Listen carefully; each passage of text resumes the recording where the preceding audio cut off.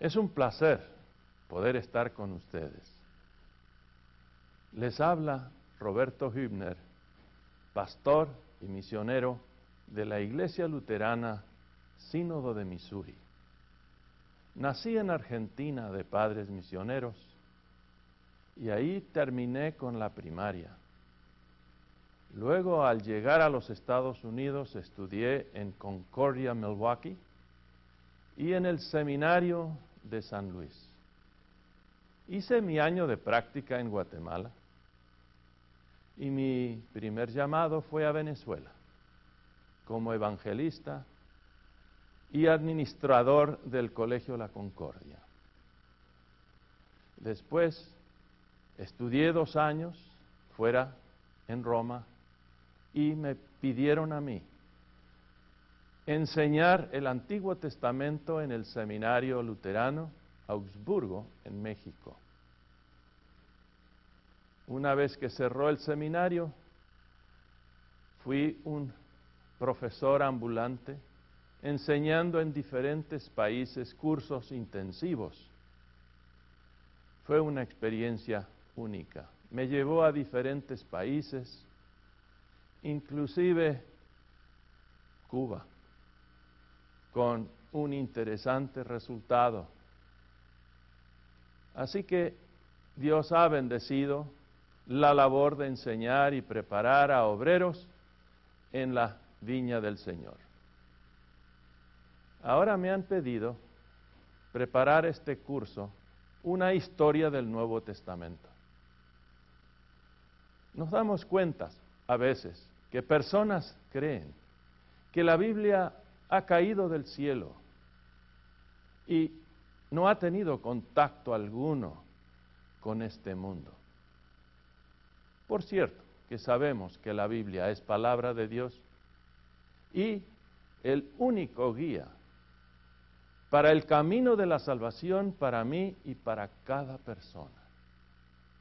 Sin embargo, queremos en este curso también mostrar que mediante personajes que Jesús escogió para ser sus compañeros en el trabajo y otros más, frutos de la labor del Evangelio, sí hubo influencia en las Escrituras de eventos de este mundo y eventos que las Sagradas Escrituras también influenciaron. Quiero advertirles que en algunos casos los individuos entrevistados son poco conocidos. Hay poca información acerca de ellos. Por lo tanto, para ampliar la lección y a la vez llenarla como en otros, hemos usado un método parecido a conocidos autores como Slaughter y Meyer, que llenan el contenido con otros personajes y eventos de esa misma era. Recordemos que Slaughter es el autor de Road to Bithynia, en el cual describe a San Lucas.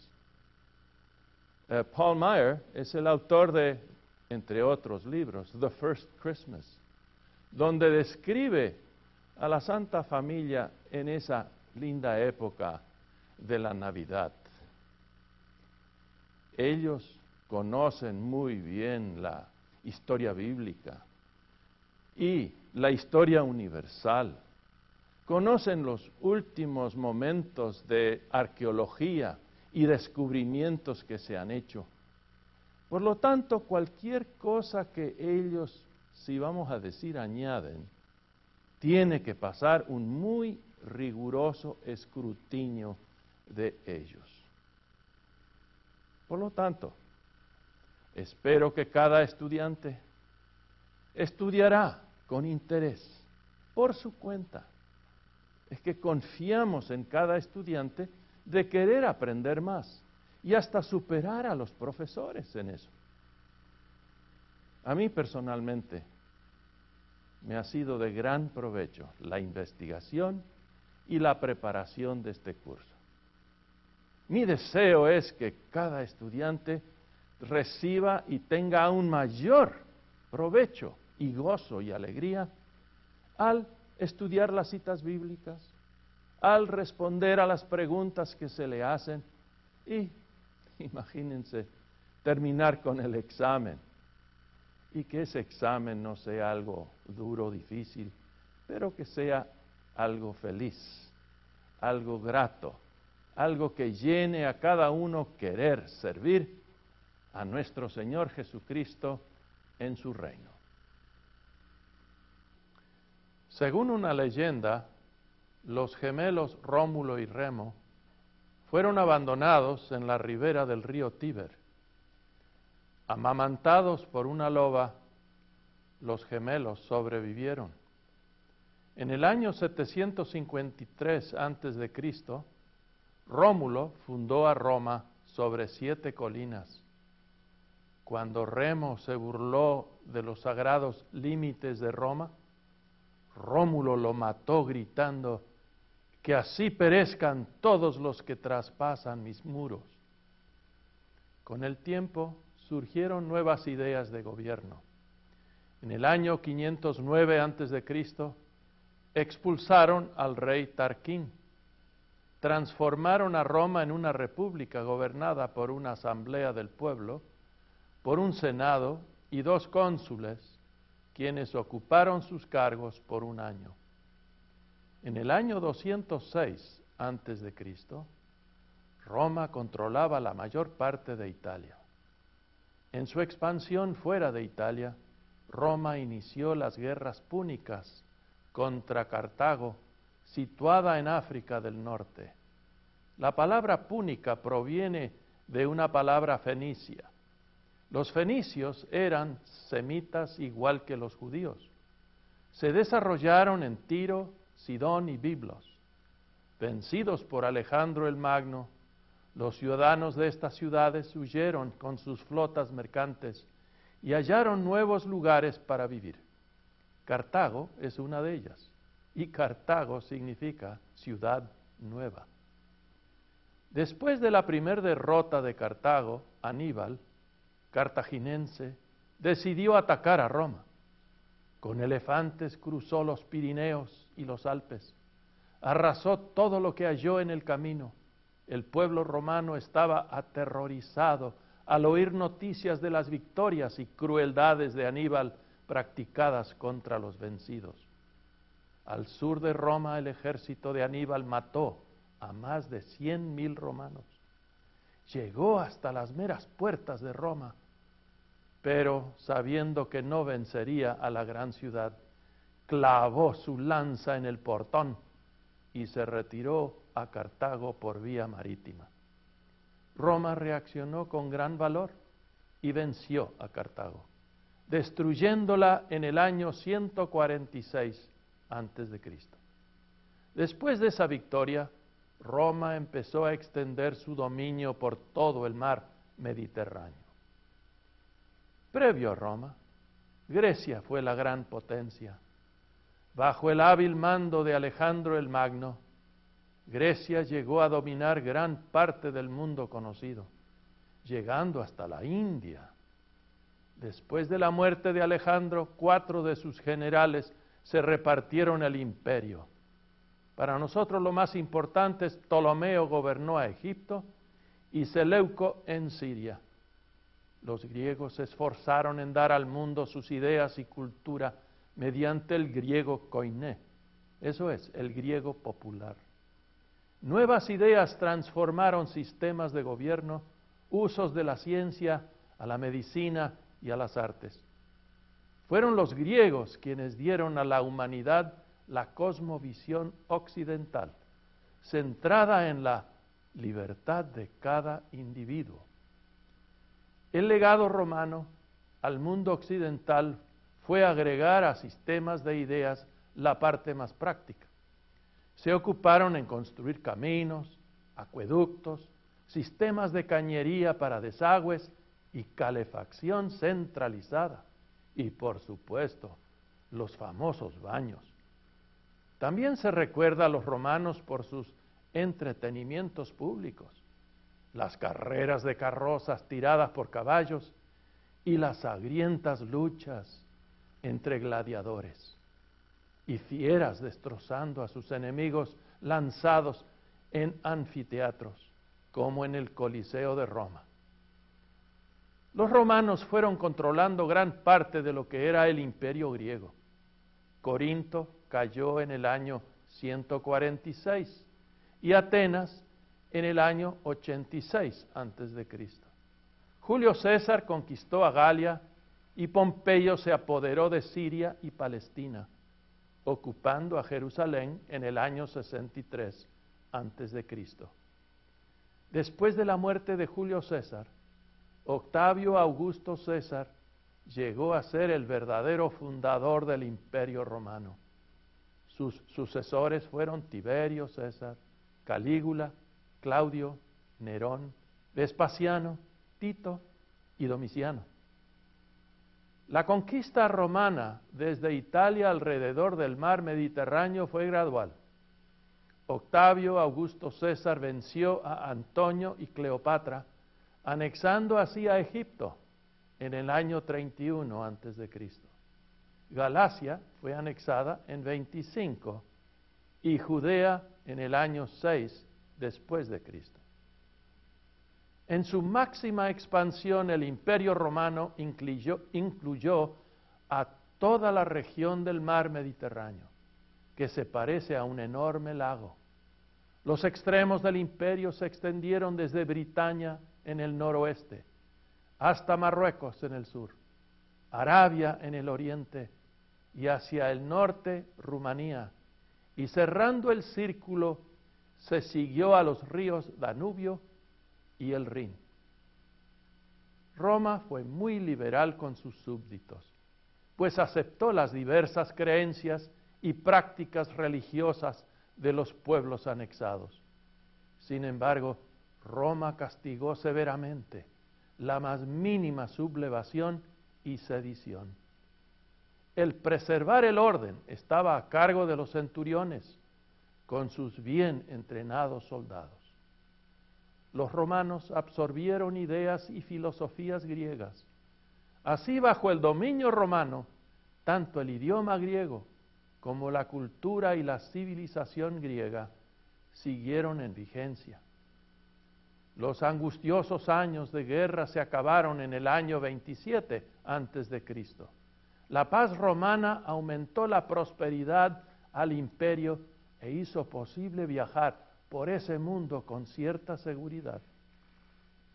Octavio César asumió el título de Augusto y se convirtió de hecho en emperador del imperio. Fue durante el reinado de Octavio Augusto César que Jesús nació en Belén de Judea. Los romanos aportaron beneficios a todos los pueblos que gobernaron. Introdujeron la ley y el orden. Mantuvieron gobiernos estables con el uso de la fuerza. Era importante mantener en buen estado a las carreteras desde Roma a Egipto y mantener funcionando a los edificios públicos, cuarteles, mercados, acueductos, baños y estadios. En Palestina, la mayoría de las personas odiaban a los gobernantes romanos, quienes tenían en ese país 4 cuarteles con 4 legiones. Quiere decir 24,000 infantes y 480 jinetes de a caballo. Por lo tanto, había romanos por todos lados. Para mantenerse, cobraban los impuestos. Impuestos sobre la renta, impuestos por la comida, impuestos sobre las ventas de terrenos y propiedades. Aumentaron las dificultades de la vida diaria de los judíos. Naturalmente, los recolectores de impuestos, los publicanos, eran mayormente paisanos judíos que trabajaban para el censor romano. Los publicanos vivían cómodamente porque cobraban mucho más de lo debido. No nos debe extrañar que fueron muy odiados por los judíos. En otro capítulo estudiaremos a Mateo, uno de los discípulos de Jesús, quien fue publicano.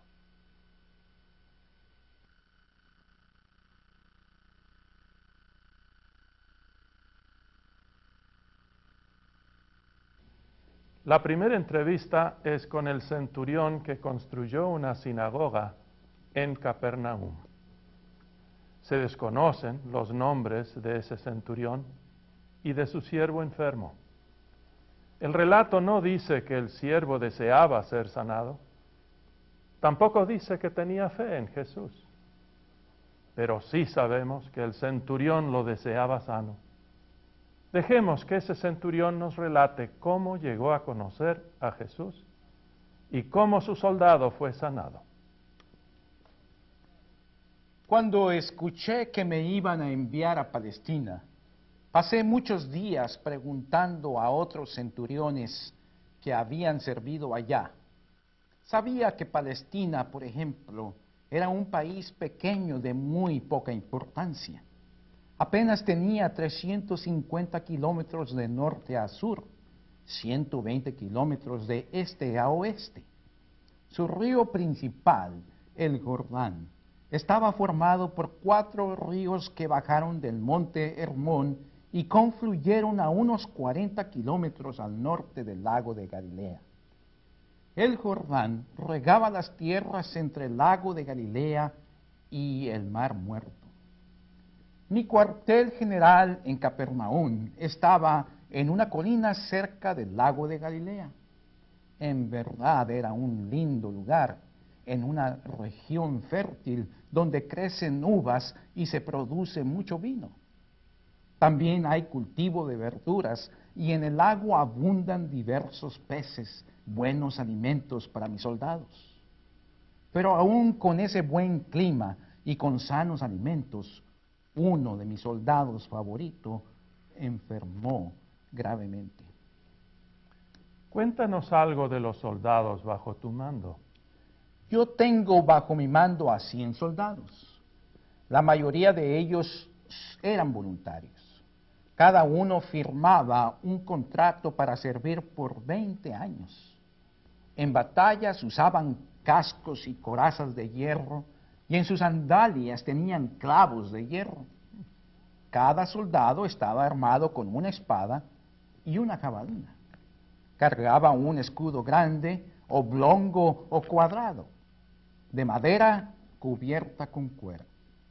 Se esperaba de ellos que, por ejemplo, en un día de marcha podrían caminar hasta 29 kilómetros o más, cargando sus armas y herramientas, desde luego. También su comida y los utensilios de cocina. Los soldados eran sometidos a estrictos entrenamientos también en tiempos de paz, pues era necesario mantenernos activos para no perder la agilidad y fortaleza. Fuimos afectados por diversos climas y, por supuesto, por la calidad del agua de cada lugar y la higiene de los alimentos. No sé qué hizo enfermar a uno de mis soldados. Los médicos de la legión, aunque eran muy buenos, no sabían de qué padecía.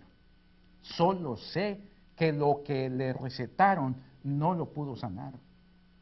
Lo que me preocupa es que está empeorando. ¿Y cómo llegaste a conocer a Jesús? Es que la agradable Capernaum junto al lago de Galilea atrae a diversos grupos, quienes se aprovechan vivir allí todo el año debido a los buenos medios de comunicación.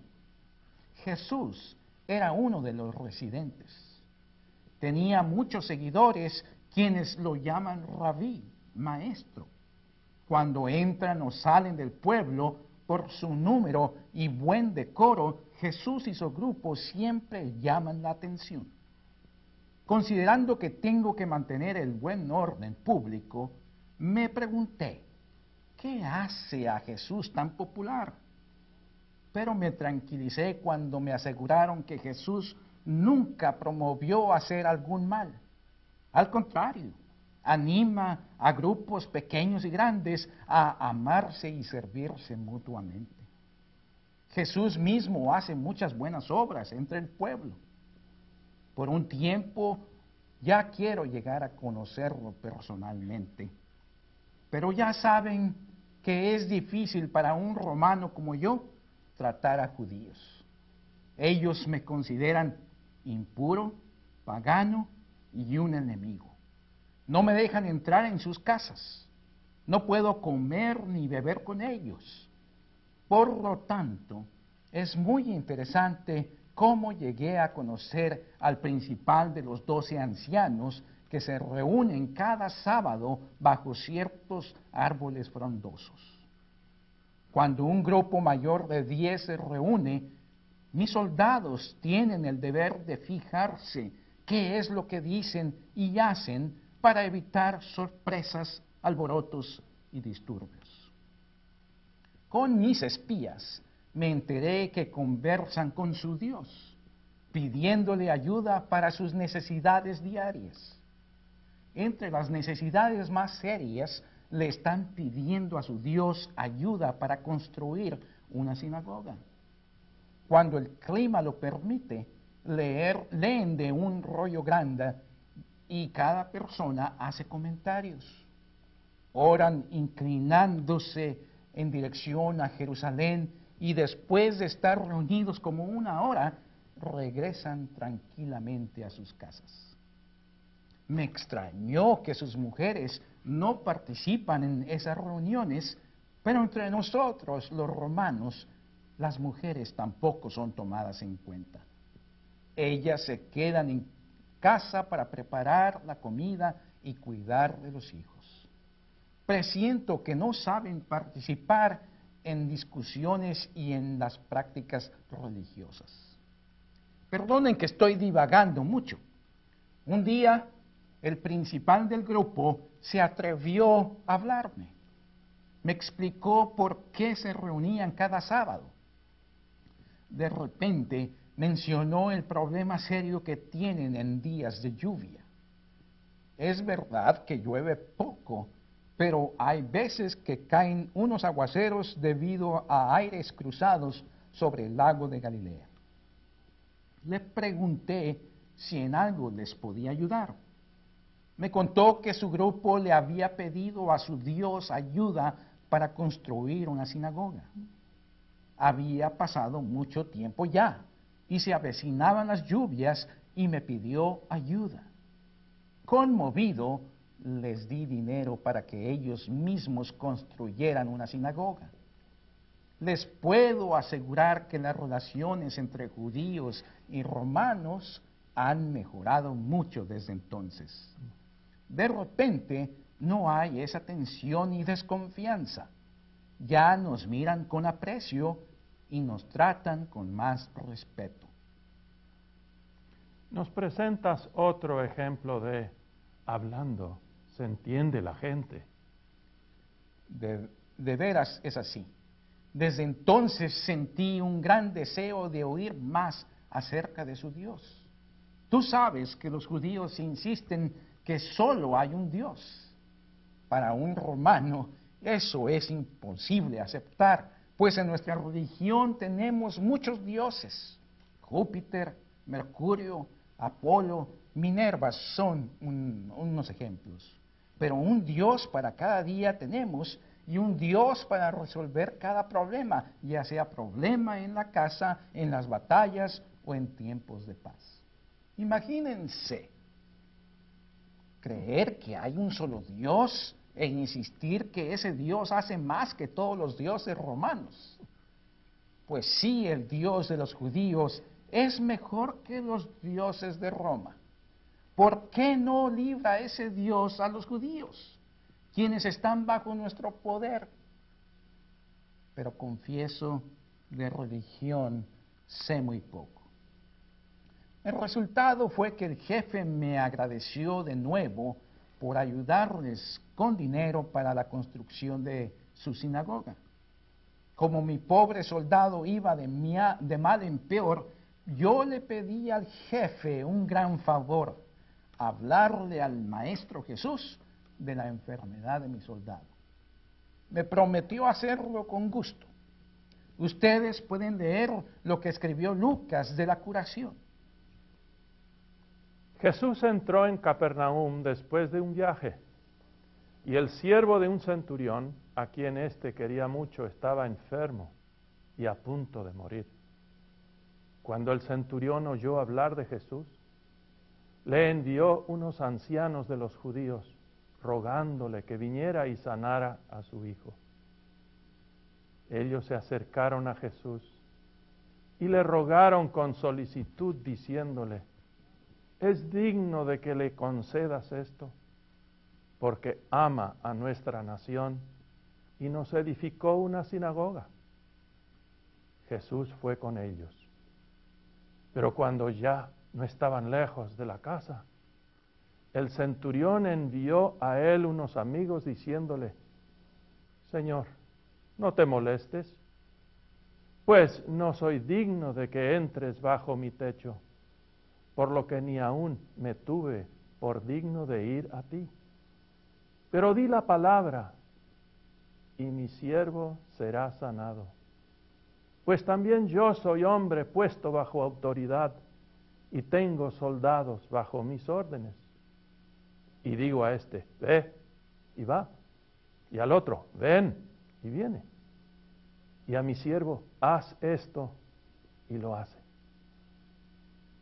Al oír esto, Jesús se maravilló de él, y volviéndose dijo a la gente que le seguía: os digo que ni aun en Israel he hallado tanta fe. Y al regresar a casa, los que habían sido enviados hallaron sano al siervo que había estado enfermo. Qué emoción cuando oí que yo, un centurión romano, tenía fe en que Jesús podía curar a mi soldado enfermo de muerte. Más extraordinario fue oír de la boca de Jesús que yo tenía más fe que los del pueblo de Israel. Si es así, mi deseo es que el pueblo de Israel aprenda lo grande y bueno que es Jesús. Él no hace distinción entre judíos, romanos, entre sanos y enfermos, y supongo entre todos los pueblos del mundo.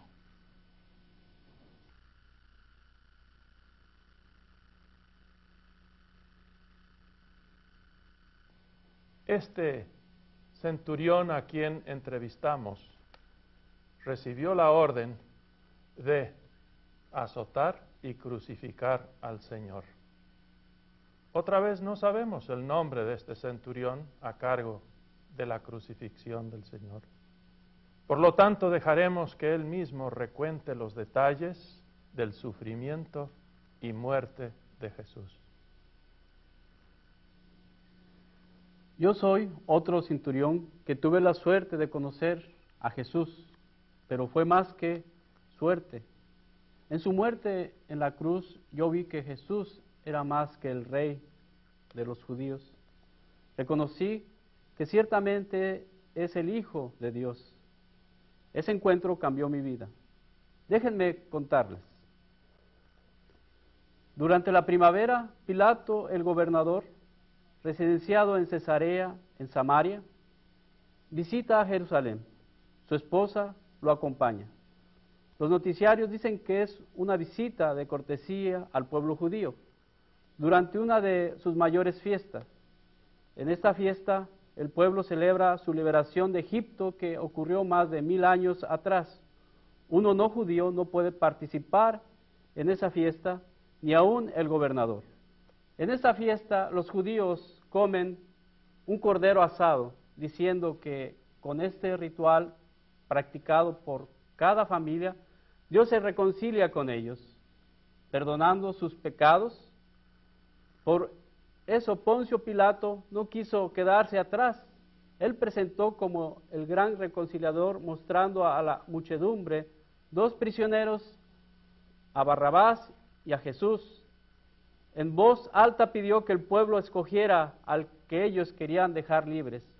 El pueblo por unanimidad pidió que se les libre a Barrabás. Pilato cumplió su palabra y dejó libre a Barrabás. Y a mí me entregaron a Jesús para azotar y crucificarlo. Primera vez que yo vi a Jesús de cerca, mirándolo, su cara no podía imaginarme que era capaz de todo lo malo que le acusaban.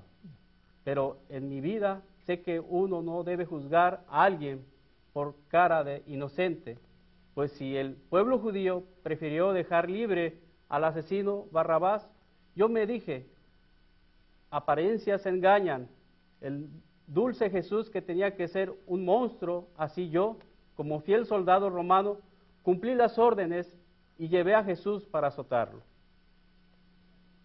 Explícanos lo que es azotar a alguien. El azotar a alguien era algo muy cruel. El culpable es atado con sogas a un poste. Se usa un látigo, algo especial.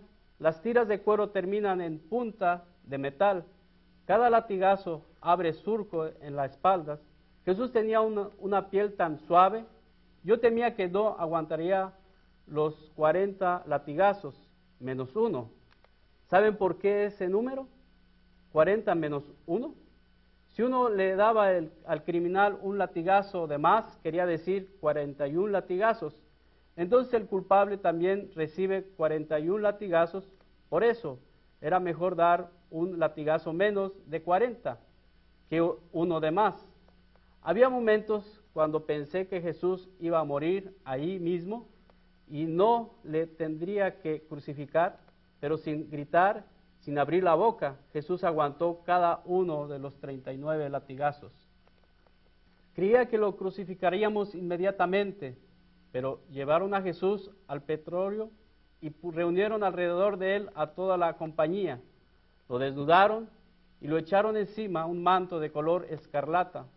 Pusieron sobre su cabeza una corona tejida de espinas y una caña en su mano derecha, e hincando la rodilla delante de él, se burlaban diciendo: «Salve, Rey de los judíos». Los mismos judíos lo acusaron de sedición contra el emperador de Roma. El castigo de sedición para uno no romano es la crucifixión. Mis soldados se unieron al grupo y también le escupieron, y tomando la caña le golpeaban en la cabeza. Después de haberse burlado de él, le quitaron el manto y le pusieron sus vestidos y lo llevaron para crucificarle. Tuvo que cargar su cruz hasta que un extranjero le ayudó en el último trecho. ¿De dónde vino la práctica de crucificar a personas? ¿Qué sabes de ello? Llegamos al lugar de la crucifixión fuera de los muros de Jerusalén, que llamaron Gólgota. Dicen que se aparecía aún una calavera. Los romanos aprendimos y copiamos el uso de la crucificar de los fenicios y de los persas. Roma usó la crucifixión solo con esclavos y con extranjeros, nunca con romanos. Se usó la crucifixión para castigar al robo, al tumulto y la sedición. En el caso de Jesús, ya saben, fue condenado de sedición por su propio pueblo. La víctima no puede moverse, es incapaz de protegerse del calor o al frío o de picazones de molestos insectos. La muerte por crucifixión es lenta, muchas veces dura días. Es el resultado de fatiga, calambre, de hambre o sed.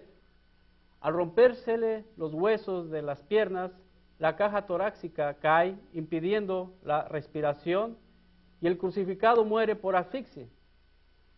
A los dos compañeros de Jesús le rompimos los huesos, pero a Jesús no le rompimos ningún hueso, porque vimos que ya estaba muerto. Un soldado le metió una lanza en el costado y vio que le salió sangre y agua, prueba de muerte. ¿Nos puedes dar más detalles de lo que pasó? Con gusto. Desde el mediodía hasta las 3 de la tarde, Hubo gran oscuridad. Jesús habló 7 veces. La primera vez pidió que el Padre perdone a todos por no saber lo que estaba haciendo. La expresión que no comprendí fue: Padre, ¿por qué me has abandonado? Luego le dije a uno que fue crucificado con él, que pronto estaría con él en el paraíso. No entiendo cómo podía Jesús prometer la salvación a un ladrón perverso. Luego Jesús habló con una mujer, creo que dijo que era su madre, y le entregó al cuidado de un joven. Jesús aceptó algo de vinagre en una esponja, después que gritó: sed tengo. Por último dijo: todo se ha completado, y en voz alta exclamó: Padre, en tus manos entrego mi espíritu. Así murió con voz fuerte. Él mismo entregó su vida al Padre. La tierra tembló, rocas se partieron, hasta dicen algunos que muertos salieron de los sepulcros. Entre todos los presentes hubo gran pavor. Soldados no deben mostrar miedo. Es nuestro deber permanecer firmes y aún en medio de grave peligro estar listos para morir, defendiendo el lugar. Confieso que yo estaba asustado como nunca antes en mi vida. Después de su muerte yo exclamé: verdaderamente este era el Hijo de Dios. Confieso, yo no sabía lo que estaba haciendo. Solo me dije: estás cumpliendo órdenes. Pero yo maté a Jesús, al Salvador mío y al Salvador del mundo. Pero sé que Jesús vive. Escuchen lo que relata Mateo. Los principales sacerdotes y fariseos se reunieron ante Pilato y le dijeron: Señor, nos acordamos que aquel mentiroso, estando en vida, dijo: después de 3 días resucitaré. Manda pues que se asegure el sepulcro hasta el 3er día. No sea que vayan sus discípulos de noche, lo hurten y digan al pueblo: resucitó de entre los muertos. Y será el último engaño peor que el primero. Pilato dijo: ahí tenéis una guardia, id, aseguradlo, como sabéis. Entonces ellos fueron y aseguraron el sepulcro, sellando la piedra y poniendo la guardia.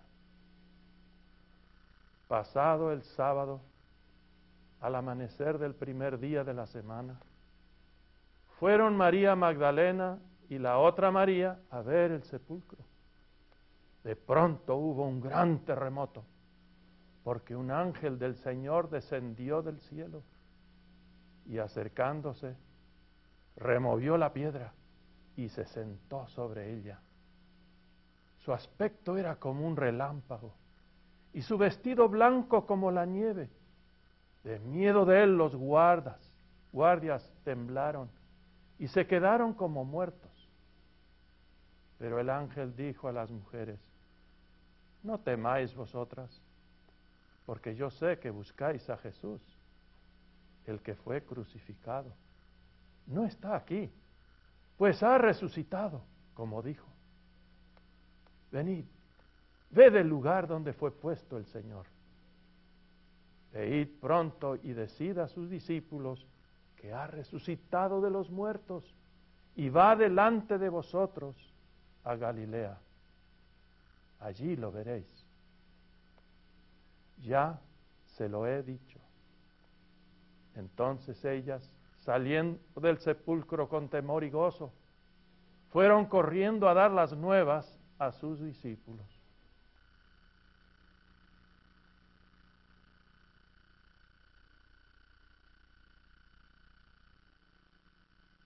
La siguiente entrevista es con Cornelio, residenciado en Cesarea. Pompeyo libró a Cesarea en el año 63 antes de Cristo. Augusto César se la dio a Herodes el Grande. después de Herodes construir el puerto y el acueducto, Herodes le dio el nombre Cesarea en honor a Octavio Augusto César. 10 años después de la muerte de Herodes, en 6 después de Cristo, los romanos comenzaron a usar a Cesarea como su centro militar y administrativo en Palestina. Allí construyeron la residencia del procurador y del gobernador. También construyeron un enorme anfiteatro. En uno de los asientos está tallado el nombre Poncio Pilato. Aquí hay algunos detalles más acerca de un centurión. Ya escuchamos que el oficial manda sobre 100 soldados. Habían 10 centuriones en una cohorte de 1000 soldados y 60 en una legión de 6000 soldados. Aunque teóricamente los centuriones estaban subordinados a 6 tribunos legionarios, los centuriones eran los verdaderos oficiales activos. Fueron la espina dorsal del ejército. La disciplina y la eficacia de la legión, como la unidad de lucha, dependía de ellos. Polibio describió bien al centurión. Se requiere que los centuriones sean buenos dirigentes y no atrevidos guerreros y aventureros. Que sean de mente estable y prudente, no propensos a tomar la ofensiva y pelear desenfrenadamente. Y cuando saben que están superados y en seria dificultad, que sean capaces de permanecer firmes y listos para morir defendiendo su misión. Los deberes del centurión eran muy variados. El centurión era el responsable de su disciplina personal y la de sus 100 soldados. Su emblema era una vara adorada con una planta trepadora. Sabía también usar esa vara en las espaldas de los soldados desobedientes. Su responsabilidad podía incluir la supervisión de latigazos y la ejecución de los condenados a muerte. También tuvo la responsabilidad de entrenar, ejercitar a los soldados, a inspeccionar sus armas.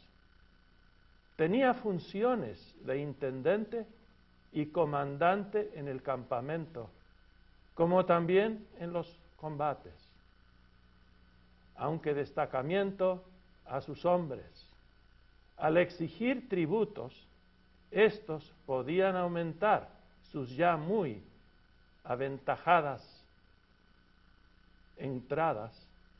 Algunos hasta aceptaron sobornos. Podía ser asignado a mandar a auxiliares y podía realizar una variedad de labores especiales. Cornelio de Cesarea y Julio, el comandante que llevó a Pablo a Roma, fueron asignados a ciertas tareas especiales, oficios que aparentemente los separaron por un tiempo de sus legiones y del cuerpo principal de las tropas a las que estaban ligadas. La importancia de los centuriones en el ejército y en la vida del Imperio Romano es correctamente reflejada en el Nuevo Testamento. Ahora queremos estudiar a Cornelio, residenciado en Cesarea, quien perteneció al regimiento italiano. Hola, soy Cornelio, un compañero centurión. Al regresar a Cesarea de una importante misión en Jerusalén, me contó que fue el quien había crucificado a Jesús. Estaba muy avergonzado, porque solo después de su muerte exclamó: verdaderamente, este es el Hijo de Dios. Se sintió mejor cuando otro centurión le aseguró que al tercer día Jesús había resucitado. Y eso a pesar de que él y sus soldados habían sellado con enormes piedras el sepulcro.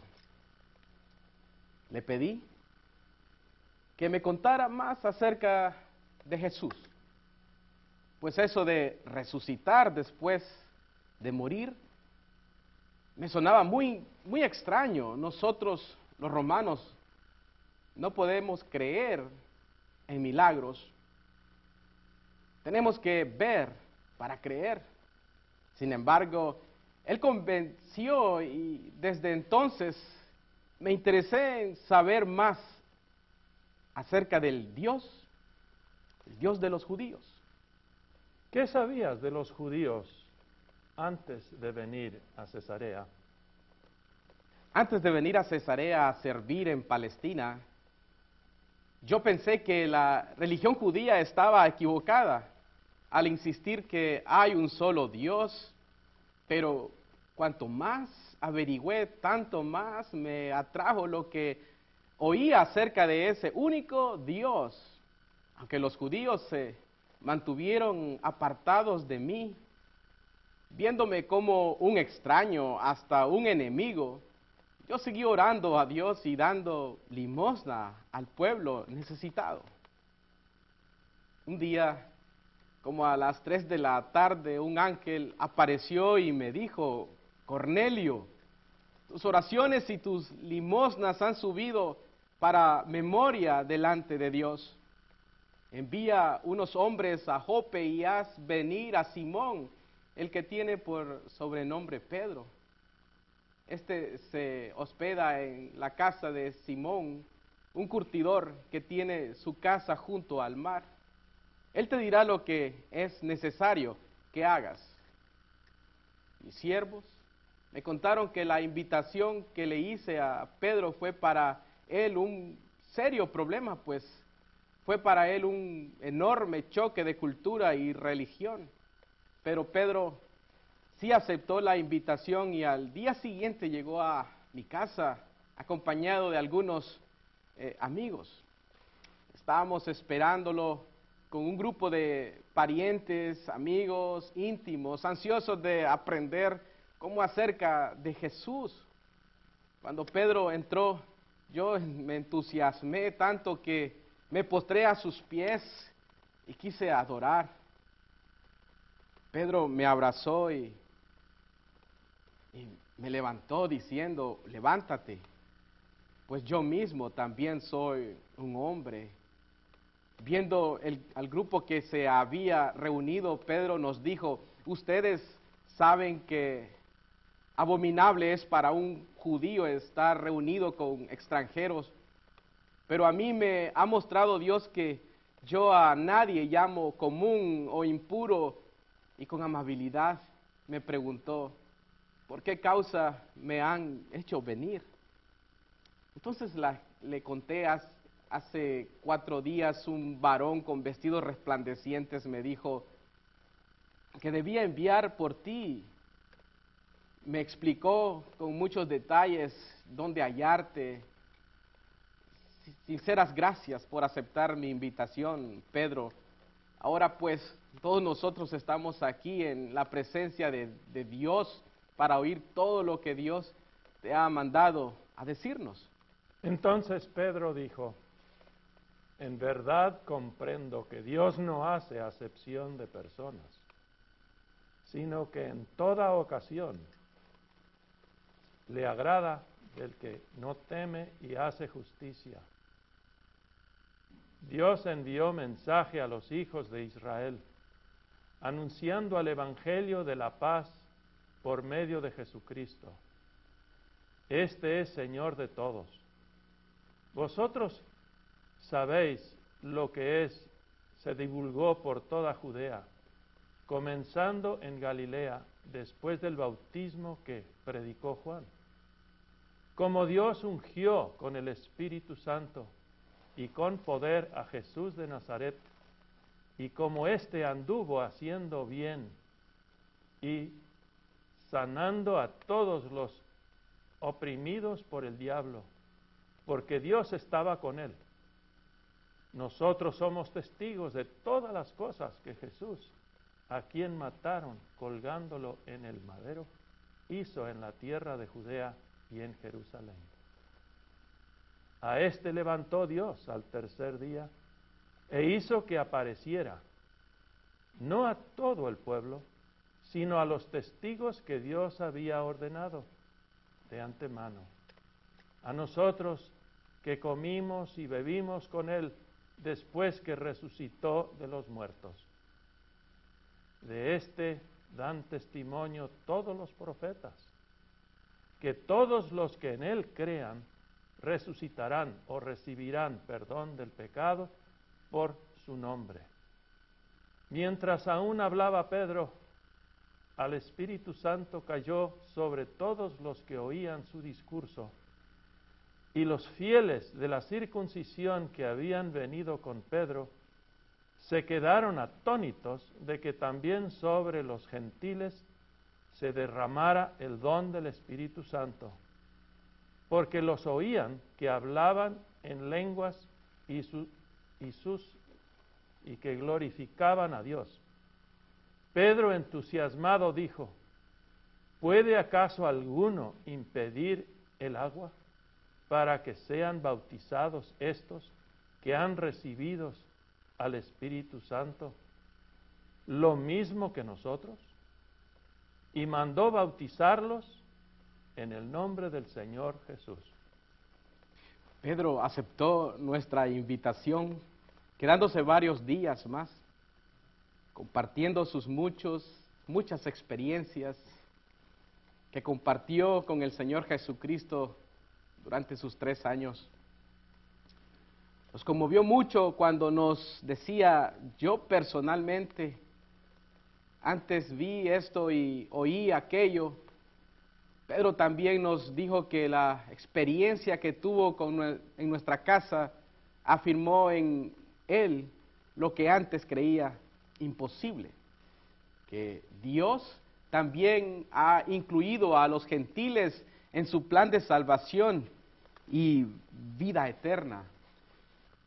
Entrevistaremos ahora a Julio, centurión que llevó a Roma al apóstol Pablo.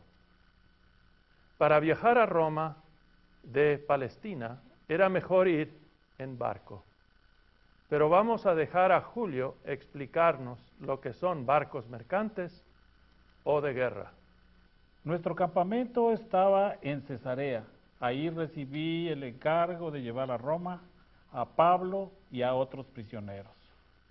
Para evitar que estos escapasen, en vez de ir por tierra, viajamos en barco. Roma solo tiene barcos de guerra, dejando a otros países el manejo de barcos de carga.